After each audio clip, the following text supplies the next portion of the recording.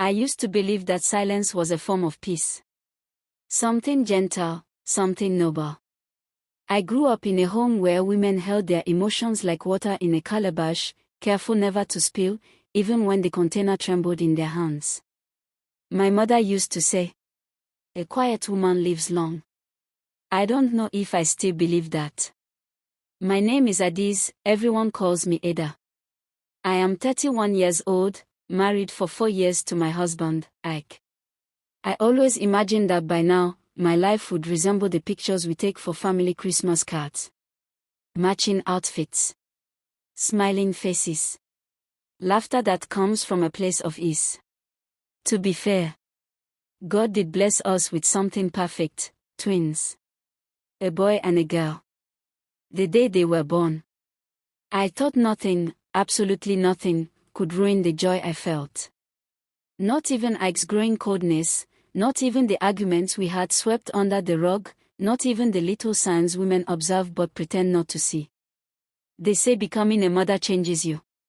For me, motherhood made me quiet. Not out of fear or weakness, but because I suddenly had no energy left for anything that didn't involve the survival and comfort of my children. This is the story of how, in choosing silence, I set fire to the things I thought I was protecting. And how, strangely, the fire didn't burn me. It burned everything else. She was 22 when she came, thin, quiet.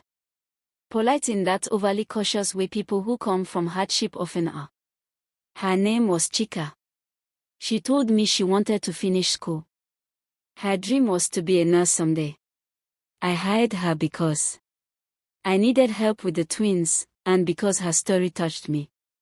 I always say that when you've tasted small suffering, you easily recognize the hunger in another person's eyes. For 3 years, I paid her salary without fail, sending it straight to her mother in the village. I bought her clothes, pads, toiletries. I took her to the hospital when she fell sick. I treated her like a younger sister. Sometimes even like a daughter. And she was good. She really was. At least in the beginning. I never imagined the same girl I nurtured would one day stand in front of me wearing a blouse that was practically begging to slide off her shoulders, adjusting herself shyly anytime I stepped into the room. Though nothing in this life shocks me anymore. Not even betrayal. The first time I noticed something off. It was a Saturday morning. I was coming down the stairs. And I overheard Ike asking her if she had eaten. That wasn't strange. He's naturally warm toward people, but it was the tone that caught my attention. Soft. Too soft. Like the sound a man makes when he's trying to impress someone. She giggled. It irritated me, not because I suspected anything. Because I knew people in my house had no reason to be exchanging silly giggles in the early morning. I ignored it. The second sign was her dressing. When I was around, she wore normal, modest home clothes. When I stepped out, even if it was only to buy tomatoes at the junction, she would change into something much tighter, much shorter, much shinier. It was the new nanny who later told me, "Auntie, the girl they wear things way fit make Ogbonge pasta backslide," said one day, shaking her head. I laughed it off. Not because it was funny, but because I didn't want to start a battle I wasn't emotionally equipped to fight. Marriage had already drained me enough. One evening, Chika came to my room. She stood by the door, her fingers twisting the hem of her skirt. I thought she had broken something. But she said, "Auntie, please, I want to tell you something." My heart didn't jump. I wasn't scared. I had already prepared myself for whatever nonsense might come out of her mouth. "Auntie," she said quietly, "your husband. He's disturbing me." I blinked.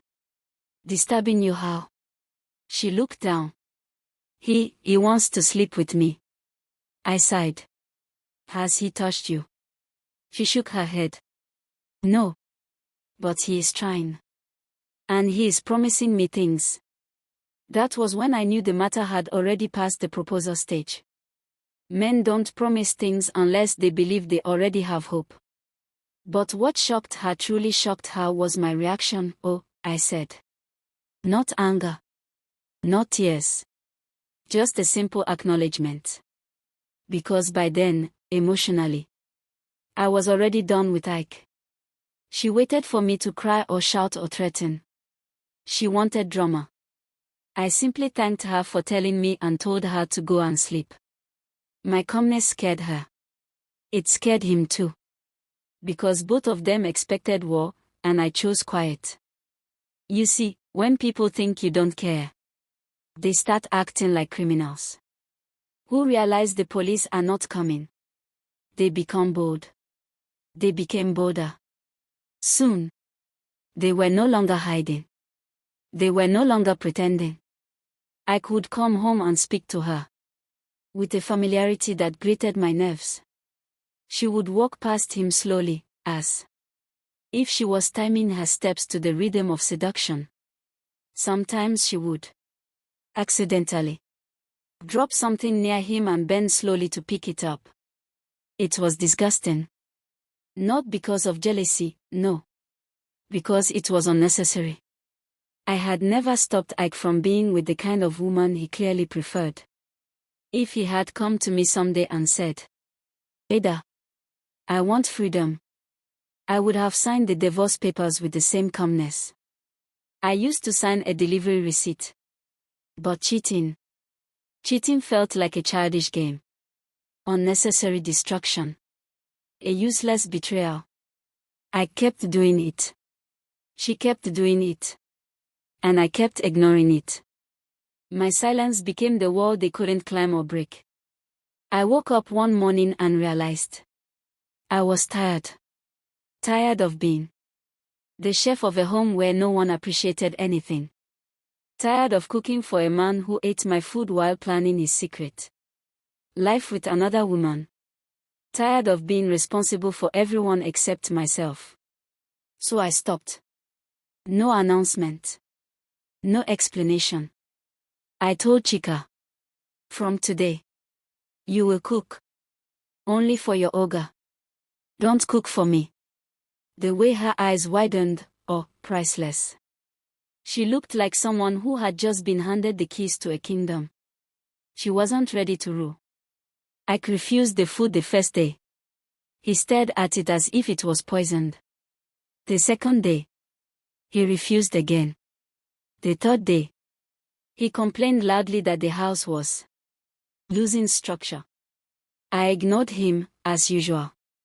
And then I told him something that made both of them restless. You will start paying her salary. I've done my part. He looked at me sharply. Why? Because she is your responsibility now.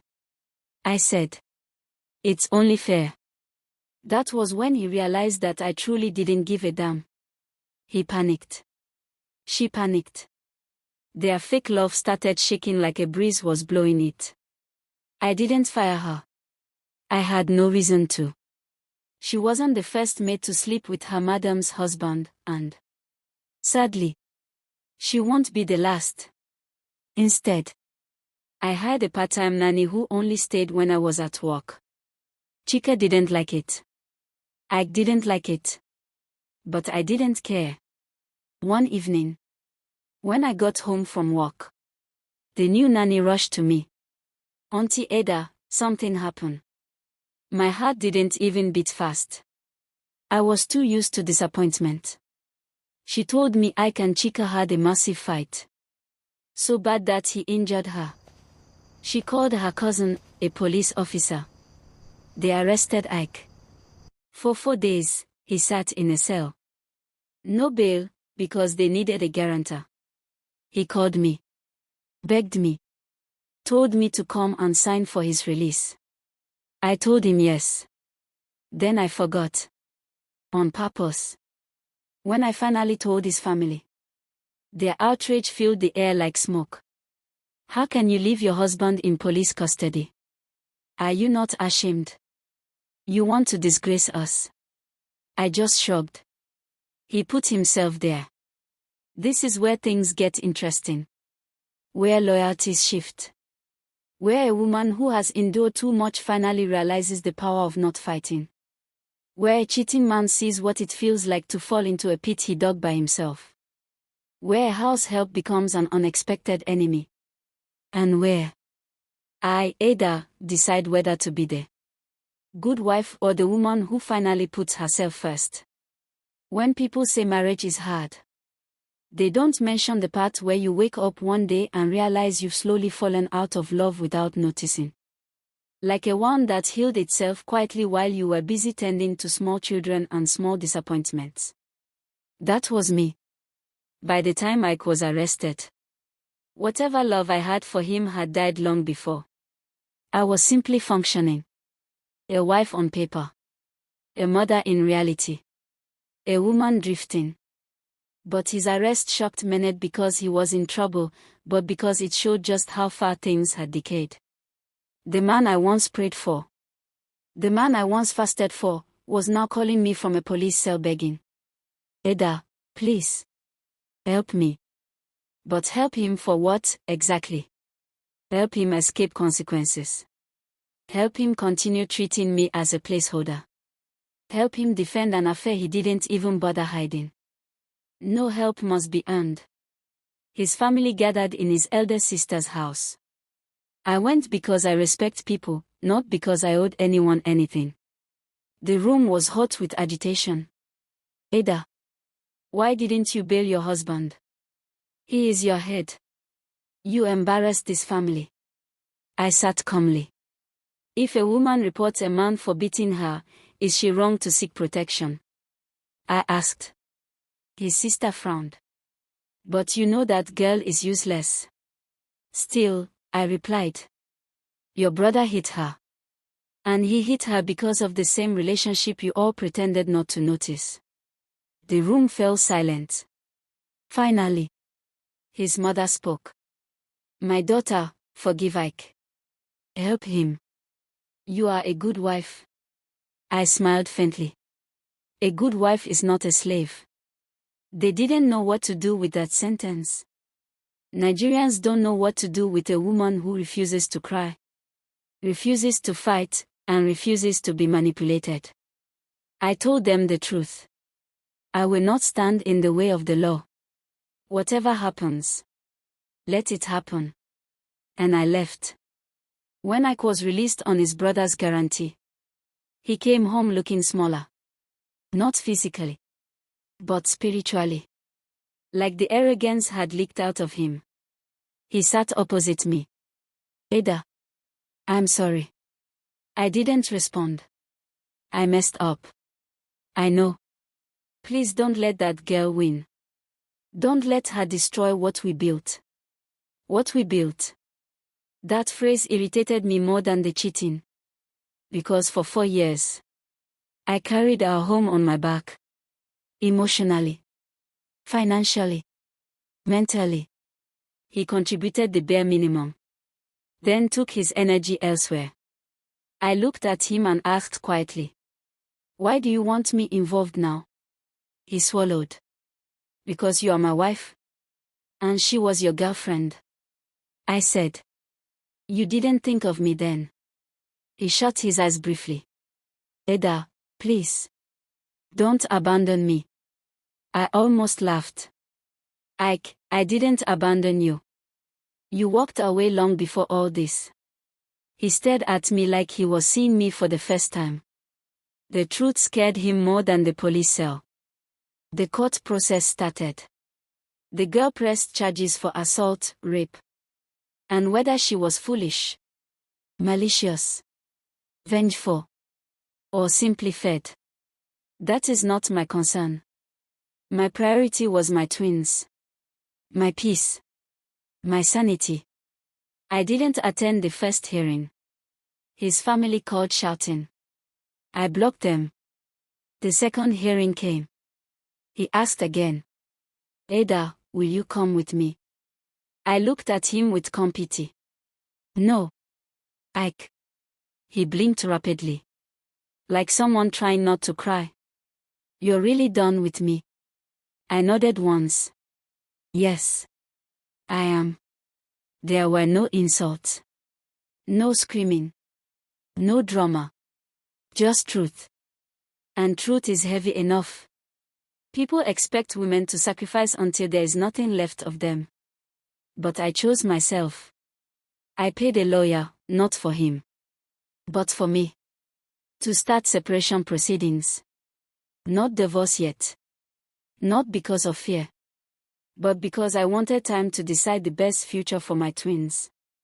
When I handed him the papers, he broke down. An adult man. Crying like a child. Ada, I will change. I swear. But change is not an apology. Change is action. Change is consistency. Change is accountability. He had shown none. I hope you do. I told him honestly. But I won't be here waiting. One evening, 2 weeks after the court case started, Chika's mother came to my house. An older woman with tired eyes. She knelt in front of me. Auntie, please. My daughter is wrong. My daughter is stubborn. But she is your child too. I gently told her to stand. No one is my child except my twins. She cried. They used each other. Auntie, please don't let bitterness hold you. I smiled. Bitterness? No. I'm not bitter. I'm just done. She nodded slowly. She understood. Some women break you. Some men break you. But some betrayals don't break you, they free you. In the end, the case didn't send Ike to jail. He got a fine. He got community service. His reputation took a hit. He lost the promotion he was expecting. His church removed him from 2 committees. Natural consequences. As for me, I didn't feel joy. I didn't feel vindicated. I didn't feel triumphant. I felt free. His family begged. He begged. People called me stubborn. People called me wicked. But peace does not require public approval. I slept better than I had in years. Months passed. One day, I came to see the twins. He stood at the door longer than necessary. Ada, can I ask you something? Go ahead. If I truly change. If I go for counseling. If I fix myself, do I still have a chance? I looked at him. Really looked at him. Once upon a time, I loved this man. Once upon a time, I wanted forever with him. But forever is not a cage. Ike, I said softly. You don't need a chance with me. You need a chance with yourself. He exhaled shakily. So it's really over. I nodded yes. It is. He cried again. Not because he lost a wife, but because he finally realized what he threw away. I closed the door gently. Not in anger. Not in hatred, but in acceptance. Some endings are not tragic. Some endings are not dramatic. Some endings are simply peace. And that was my ending. Not revenge, not bitterness. Not triumph, just peace, and that, to me, was the real happily ever after.